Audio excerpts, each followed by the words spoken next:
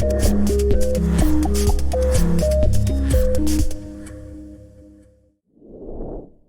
everyone. Welcome to MediatorPodcast.com, a mediation podcast and video series where we discuss mediation, negotiation, and collaboration. Today, we will discuss lessening anxiety around divorce with Miss Olivia Summerhill. Olivia is the founder of a financial consulting company helping affluent women maintain their lifestyles and thrive post-divorce by educating and empowering them financially.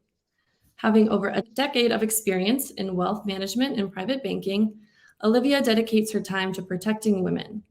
Her niche serves famous and high-profile women who need help navigating the financial complexities of divorce. She also consults with financial advisors and family offices to help their clients avoid divorce mistakes. Welcome, Olivia. How are you doing today? I'm doing so good. Thank you for that wonderful introduction. It's quite interesting to hear someone else talking about you. Isn't It's it? like, okay, let's. But That's you. hopefully, You've done that.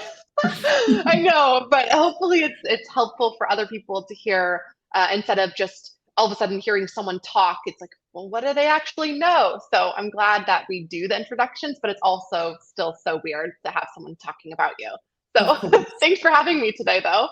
Of course. Is there anything else you would like to add to that background or want to talk about how you even got to your position today? I think what I would add is that I come from such a unique background of seeing in my own family as a child, as growing up in an affluent family, what divorce can do if you do it wrong with the finances and all aspects of divorce wrong. And if you see that, like I did, how that can actually influence how I work with clients.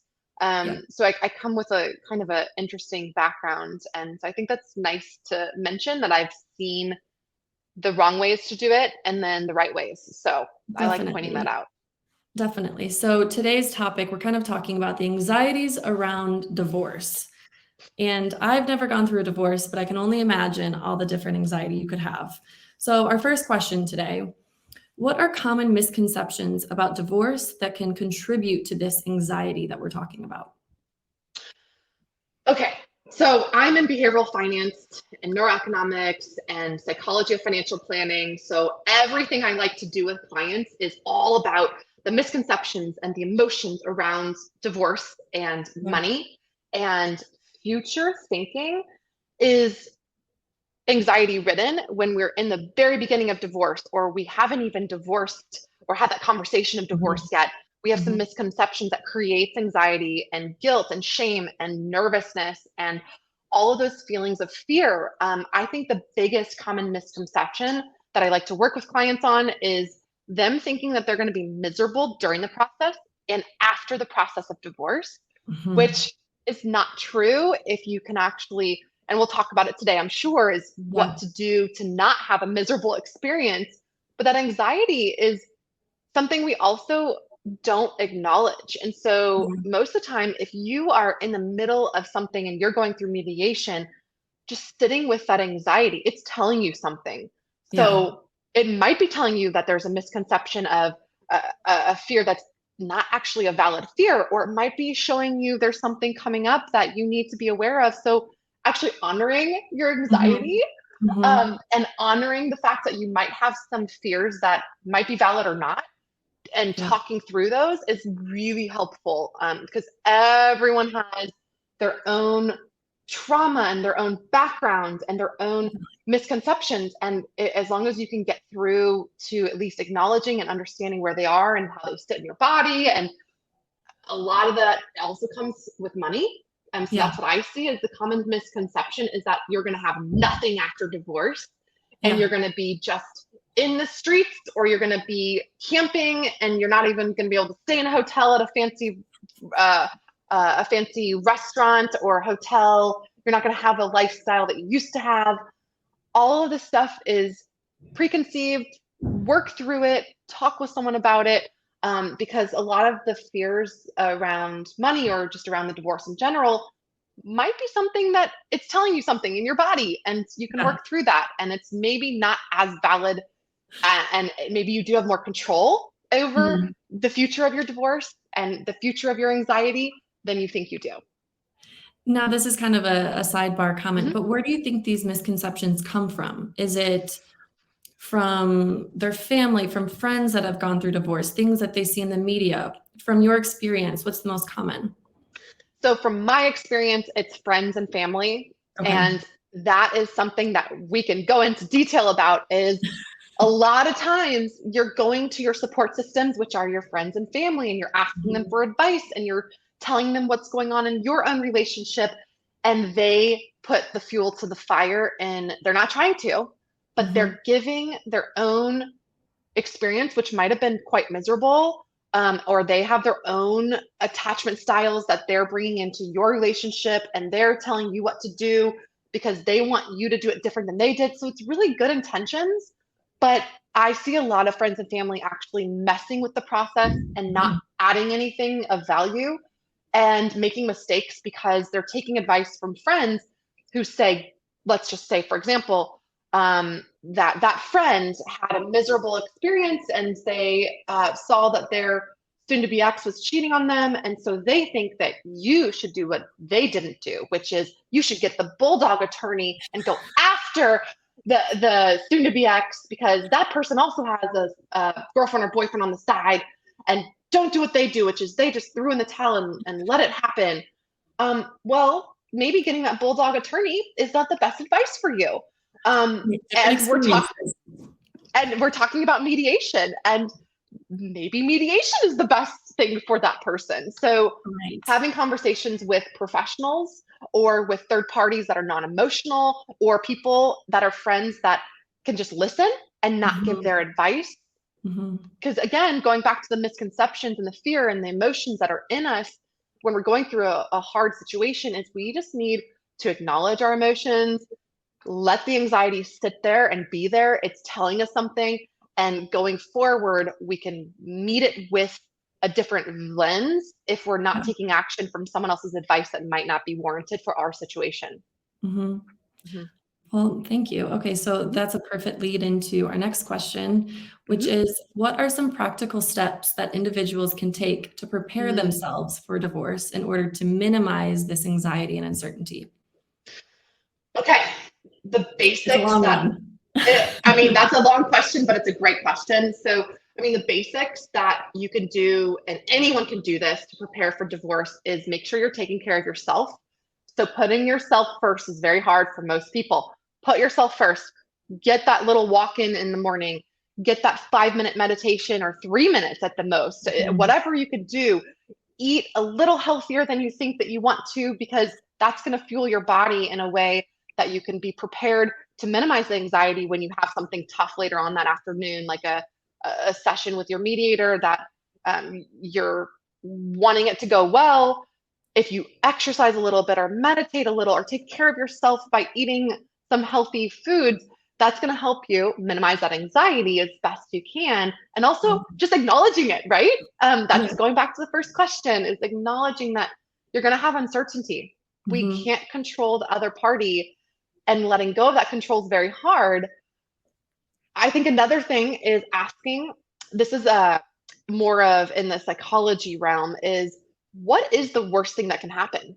So Yeah. I've asked that to clients is one thing, what do you not want to happen in 5 years? So going that almost negative route of seeing like, okay, what's the worst that can happen in this Mhm. situation? If you address it, that uncertainty can kind of dissipate, can disappear because you're addressing what the Mm. worst thing can happen. And usually it's not as bad as you think it is if you address it. Because usually we just kind of, oh, okay, we're so scared of what could happen. We don't think about it, we don't talk about it. So I Mhm. think taking care of yourself and making sure you address what is the worst that can happen and then talk about it. So talk about it with someone who understands. Yeah, and I love these steps too because they don't require money. They just No. require reflection and Yep. changing some habits during your day, and I think that Mhm. anyone can do that.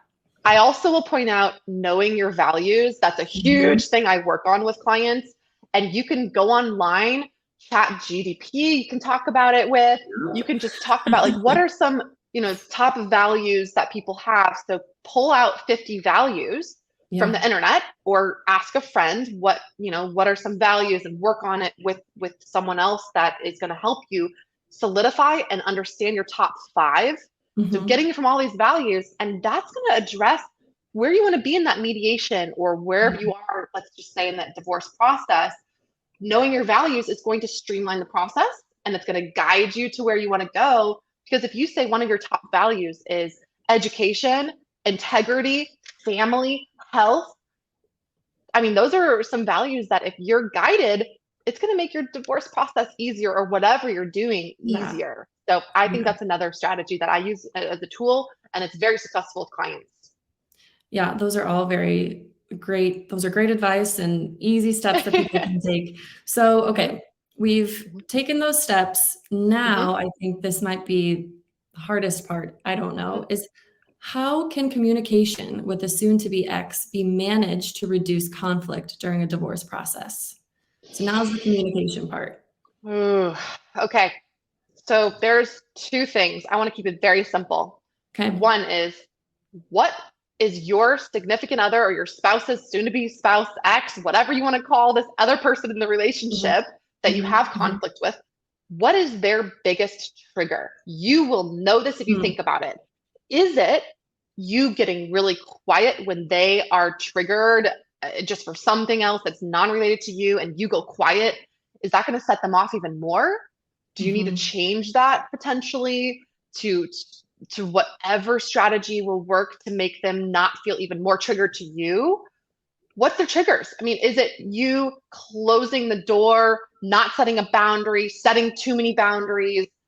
Is it you sending a message that reminds them of their mom or dad? I mean, you will know if you've been married for a certain amount of time, what is their trigger? And I have to say, if you can avoid, and sometimes it's unavoidable, but if you can avoid triggering them, that's going to help the process. And sometimes it's best to work with a psychologist or get a counselor who can help you through understanding your own triggers, and then understanding their triggers and going through that. And I know some of you might be thinking, I don't care what their triggers are. I just want to be done. I don't want to support them.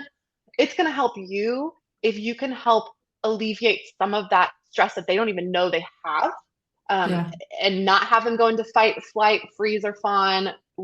All of the stuff we won't go into today, but just what are their triggers that can help reduce conflict. As well as another little tip is, I love when a client uses either a professional or uses a friend as a baseboard, backboard. They send a text message or email, because we want to do written communication as much as possible, so that we have things accurately described, and we can look back to see what we're writing to this conflict zone of a person, and making sure it's not passive aggressive or some kind of aggressive behavior in that text message or email, and having that sounding board of a professional or friend say, to me, that sounds a little emotional, or it sounds a little passive aggressive, or whatever it may be, and changing it to sound more direct and less aggravated, maybe. Again, that's you having to take the high road, but that will save a lot, because again, that might potentially not trigger the other party. So that's my 2 things: is what are their triggers, and then have someone review your email before you send it, or your text message to that other party. Okay, those are great. And I think our human nature, we want to always go for the trigger because we're on the defense, or even the offense. But you have to just avoid those triggers, and then hopefully everything can be at least move forward with clear communication. Great, thank you. Okay, so our last question for today.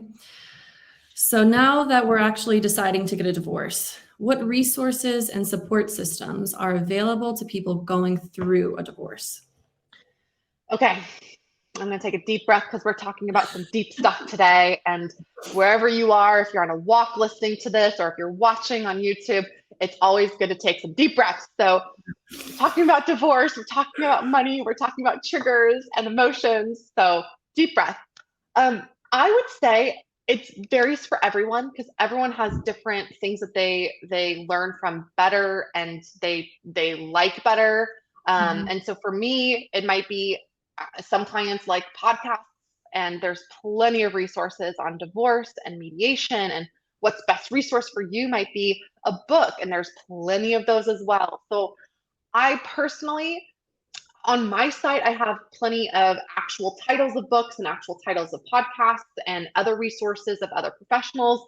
But I really just want to say in a blanket statement, get some podcasts, get some books, whatever works best for you.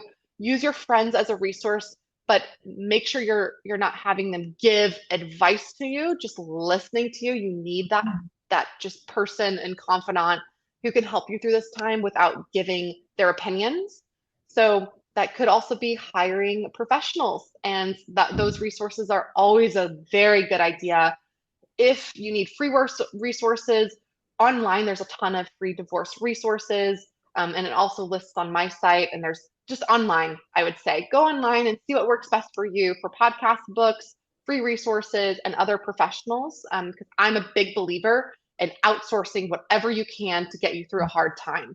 Yeah. That includes, again, exercise, eating healthy, meditation, all of those online. There's a lot of resources for that too, on how to start that or how to get help with that if you haven't done that before. Great. And I really appreciated all the advice and tips that you've given today, because again, I've said it before, but anyone can do these things, where you're not sitting here asking people for money. You're not telling them you need to go out and get the best personal trainer, the best lawyer in town. No, it all starts at home. It all starts with you and some close people that you can trust. Yes, and that's the biggest thing. You're saying it so well, because I see this all the time. Is people want control, they want confidence. You can create that yourself. So I agree. Okay, so lastly, let's just go through your resources. If they would like to work with you or talk to you additionally after this, listening to this podcast, how should they do that? My website's right there. I have some resources on it. And then also my podcast is Divorce for Wealthy Women. So it's very specific, target market, and hopefully there's some helpful things. There's different topics on there that can be educational. Well, awesome. Thank you so much for your time today and your wonderful advice.